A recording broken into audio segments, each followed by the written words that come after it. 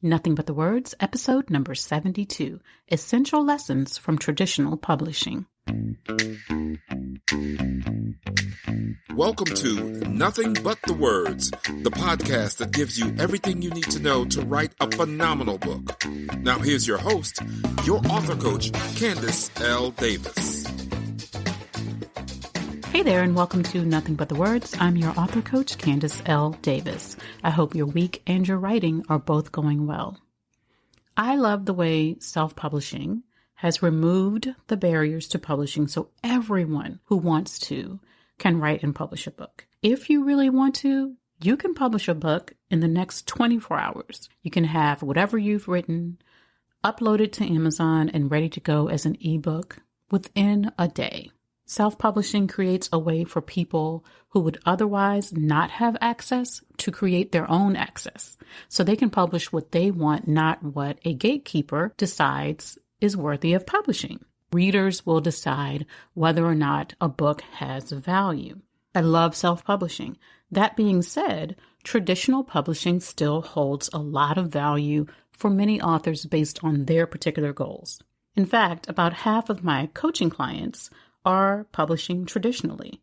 In other words, some acquisitions editor at a publishing house has said yes to publishing their book under that publisher's umbrella.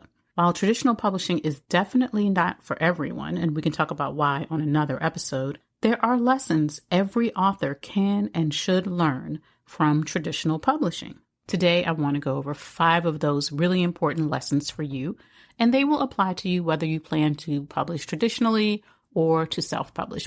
But I'm specifically talking to those of you who plan to self-publish. Lesson number 1, you need a plan to write and sell your book. When traditional publishers buy a nonfiction book from an author, they almost always buy it based on a book proposal.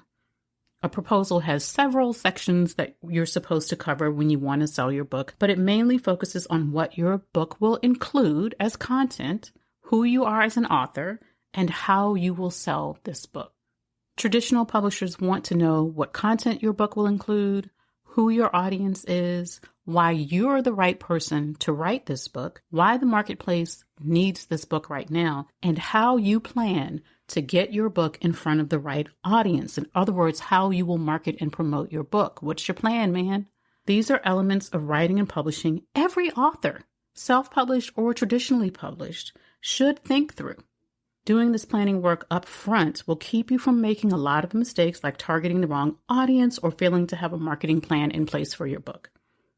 If you invest the time to go through this process, the planning of what you will write and the planning of how you will sell your book, you'll also find that all of this research and thought and introspection will help you decide what to include in your book and what to leave out of it. Lesson number 2, speaking of what to include in your book, your outline is crucial, but it's not written in stone.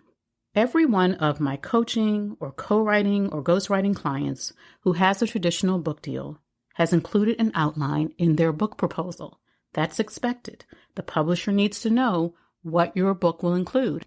But almost every one of my clients has changed their outline somewhere along the way. Sometimes they changed it at my suggestion.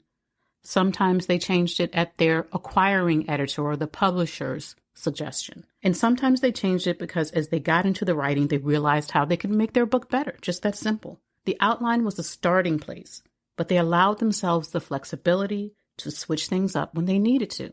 Your outline is not written in stone. I spoke to a woman on a consultation call last week, and she had started writing her book several years ago, but she got stuck in the middle and had no idea how she would end the book. Your outline will keep you from getting stuck. When you outline your book, you plan the middle and the end before you ever start writing. It can keep you from writing on and on and on because you don't know when to finish your book, or keep you from just dropping off because you haven't thought of a conclusion for your book, so you just figure, let me end it here. I don't care if it takes you 6 weeks to craft a strong outline. The time is worth it. And just know that as you write, you have the ability to make changes. You can change your outline. It's yours. Lesson number 3 from traditional publishing, get feedback before you get too far into writing your book. Authors who are traditionally published have a chance to get feedback on their book idea and their outline and their writing before they get too far into writing their book. We're talking about nonfiction here. Many traditionally published authors will work with author coaches like me so that they can get feedback along the way, but they also get feedback from their editor who buys the book on the publisher's behalf. So whether or not they have an author coach to work with, they're still going to get some feedback from that editor. And the best editors, those who have time, because editors tend to have very full calendars these days, those who have time will give some really thoughtful feedback that can help books become even better than what you submitted on the proposal. Keep in mind that most nonfiction authors only submit like 1 to 3 sample chapters of their book with their proposal. Based on the feedback they get on those few chapters that they've written, they can and usually do make changes to the rest of the book. So they haven't taken the time to write all 10 or all 20 chapters yet.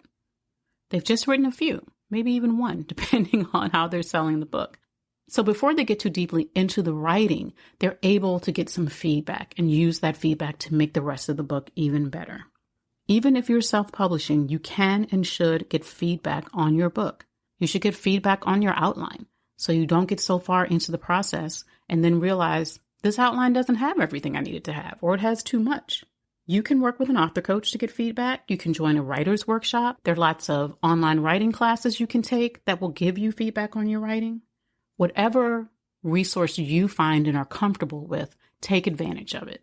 Feedback is incredibly valuable because it's hard for you as the author to see the holes in your story, to see what's missing from the way you plan to share your process in your book, to see the subtle ways in which you can improve your writing or improve the flow of your book from one chapter to the next. I highly recommend getting feedback from someone along the way before you get too far into writing your book. That way, any changes you make in the early stages can be carried through the whole book with much less labor on your part.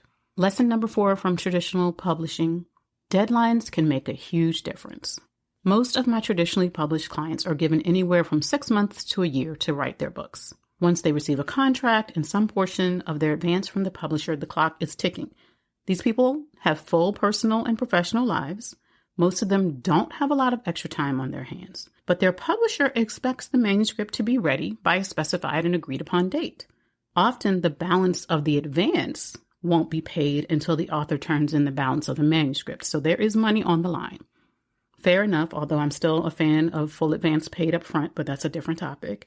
Either way, traditionally published authors have a contractual obligation to turn in their manuscript by a specific time. Now, I know it can be hard to set deadlines for yourself and really feel the importance of meeting them when you don't have as much on the line. When there's not anybody waiting to get your book or to get your manuscript, there's no immediate money when you turn it in, but I encourage you to set those deadlines anyway. Now, don't set a ridiculously short deadline and try to pressure yourself into quickly writing your book. That is a rookie mistake, my friends. Instead, set a reasonable deadline. Depending on how long your book is or how complex it will be, 3 to 4 to 6 to 12 months to complete your manuscript draft. Factor your lifestyle into the deadline so you're not unrealistic in your expectations of how much time you can and will commit to your book. And then find a way to get some support. I almost said accountability, but I hesitate to say get accountability because let's face it, the only person you can really be accountable to is yourself.